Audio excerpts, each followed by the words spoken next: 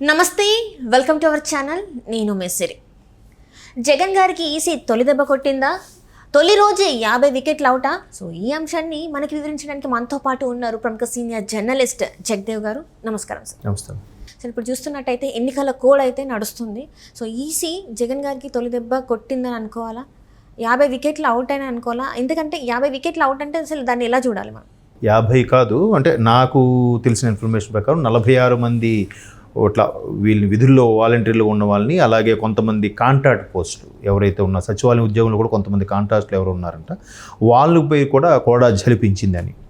అంటే 144 సెక్షన్ అమల్లో ఉంటుంది ఎన్నికల కోడ్ అమల్లో ఉన్నప్పుడు. అలాగే ముఖ్యంగా ప్రభుత్వ పథకాలకు సంబంధించి ప్రభుత్వ పథకాలకు ఏదైతే పబ్లిసిటీ చేస్తున్నారో వెబ్సైట్లో ముఖ్యమంత్రి గారి ఫోటో ఉండడము, లేదంటే మంత్రులు ఆ పథకాలని ఎవరైతే లబ్ధిదారులకు అందజేస్తున్నారో ఆ ఫోటోలు పెట్టడము, ఇవన్నీ జరుగుతుంటాయి.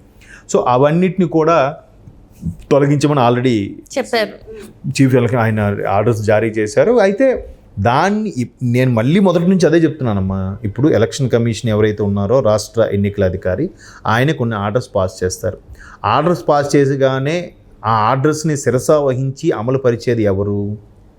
ముఖ్యంగా ఆయనకుండే స్క్వాడ్ టీం కానీ, లేదా ఆయన పరిధిలో ఉండే అధికారులు కానీ, వాళ్ళు ఎంత పర్సెంటేజ్ ఉంటారు? ఒక 10%. మిగతా 90% పోలీసు వ్యవస్థే కదా. వాళ్ళు చూసి చేయాలి. వాళ్ళు కూడా సరిగ్గా చూడకపోతే ఈ ఎన్నికల అధికారి ఊరు వెళ్ళలేడుగా. 175 నియోజకవర్గాల్లో ఉన్న ఒక్కొక్క దాంట్లో సుమారుగా ఒక 5,000 గ్రామాలు ఉంటాయి. అన్ని నియోజకవర్గాలు కలిపి 5,000 గ్రామాలు 6,000 గ్రామాలకు వెళ్ళి బోతద్దం పెట్టి చూడలేడుగా. ఇక్కడ జగన్ గారి కటౌట్ ఉంది, తీయలేదు. ఇక్కడ చంద్రబాబు నాయుడు గారి కటౌట్ ఉంది, తీయలేదు.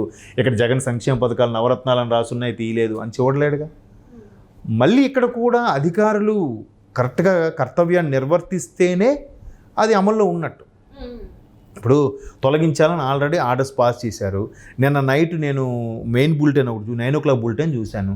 అందులో స్వయంగా మాజీ ఎన్నికల అధికారి ఒకప్పుడు నిమ్మగడ్డ ప్రసాద్ గారు సంథింగ్, ఆయన ఒక దగ్గర చూపిస్తున్నారు. చూడండి, ఇక్కడ ఆల్రెడీ ఎన్నికలు కూడా అమల్లో ఉన్నా కూడా జగన్మోహన్ రెడ్డి గారి కటౌట్ ఉంది, మధ్యలో ఆ మంత్రికి సంబంధించిన కటౌట్ ఉంది, తొలగించలేదు. ఎవరు తొలగిస్తారు? ఆయన దాన్ని ఏంటది ఫ్రీడమ్ ఫర్ సిటిజన్షిప్ ఏదో ఆయన ఒక సమాఖ్య పెట్టుకున్నారు, దాంట్లో మెంబర్గా ఉన్నాడు ఆయన. సో దాని తరపున నేను ఫైట్ చేయడానికి వచ్చాను. ఇప్పుడు చూశారు కదా వీడియో, దాంట్లో కటౌట్ ఉంది. మరి ఎన్నికల కోడ్ అమల్లో ఉంటుండగా ఆ కటౌట్ను తొలగించాలి కదా, ఇంకా అలాగే ఉంచారు. దీనిపై చర్యలు ఎవరు తీసుకోవాలి?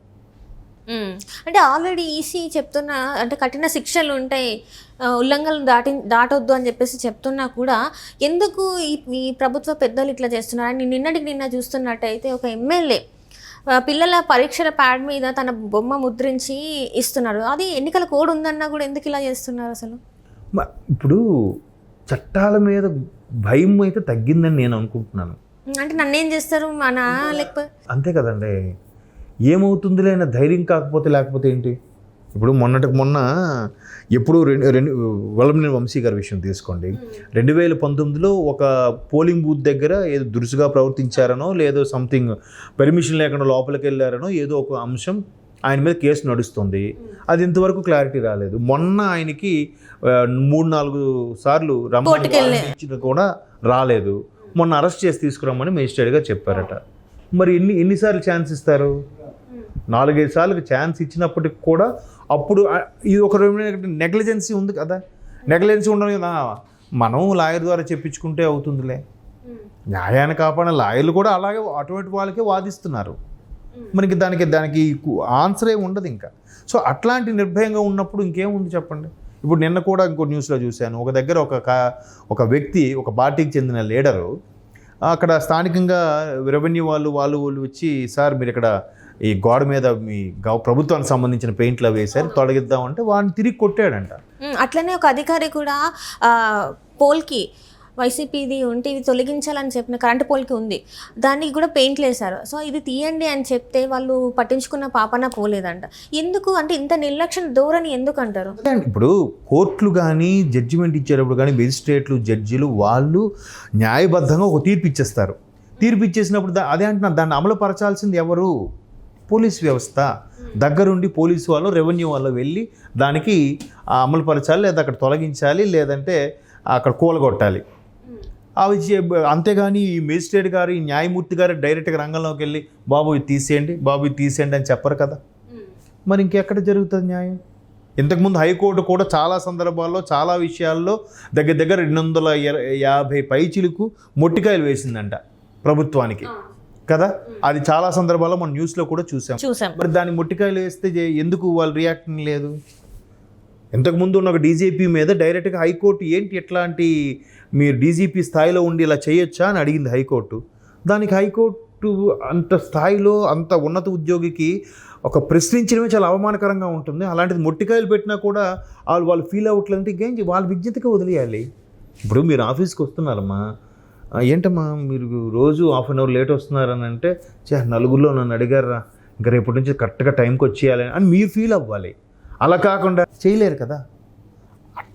అలా అయిపోవడం వల్ల ఏమవుతుందంటే కొన్ని సందర్భాల్లో వ్యవస్థ మీద నమ్మకం లేకపోవడంలో కూడా ఇలాంటివి జరగచ్చు. అప్పటికి 144 సెక్షన్ అంటున్నారు, ఎన్నికల కమిషన్ గారు చెప్తున్నారు. మాజీ ఎన్నికల అధికారి కూడా ఇప్పుడు సివిజిల్ అనేది యాప్ కూడా రిలీజ్ చేశారండి కదా. దానికి సంబంధించి ఏవైనా ఉంటే దాంట్లో మనం అప్లై చేసుకోవచ్చు, వీడియోస్ కూడా అప్లోడ్ చేసి పెడుతున్నారు. చూస్తారు, ఎంతకన్నా చూస్తారు. బాబు పలానా నియోజకవర్గంలో పలానా గ్రామం ఇలా జరిగింది, ఇక్కడ ఇలా ఉన్న వెళ్ళి చర్యలు తీసుకోండి అన్నారనుకో, సరే సార్ అంతే. అక్కడ తీసి తొలగించాల్సింది ఎవరికైతే అప్పచెప్పారో ఈయనేం చేస్తాడు, అక్కడ స్థానికంగా ఉండే ఎంఆర్ఓకో, రెవెన్యూ ఇన్స్పెక్టర్కో, లేదంటే పోలీసు వ్యవస్థకో, ఇన్స్పెక్టర్కో చెప్తారు, సబ్ ఇన్స్పెక్టర్కో, లేదంటే ఎస్హెచ్ఓకో, కానిస్టేబుల్కో చెప్తారు. వాళ్ళు వెళ్ళిన తర్వాత సార్ వాడు తొలగించుకుంటే, లేదు సార్ వెళ్ళాను, అక్కడ ఊరు వాళ్ళు రుబాబు చేస్తున్నారు సార్, ఒప్పుకోలేదు సార్, అందుకే వచ్చేసాను సార్ అంటాడు. వాళ్ళు నిజంగా వచ్చేసాడో లేకపోతే వాళ్ళు ఏదైనా అమౌంట్ ఇస్తే వచ్చేసాడో తెలియదు. ఇది ఎవరు చూడగలరు?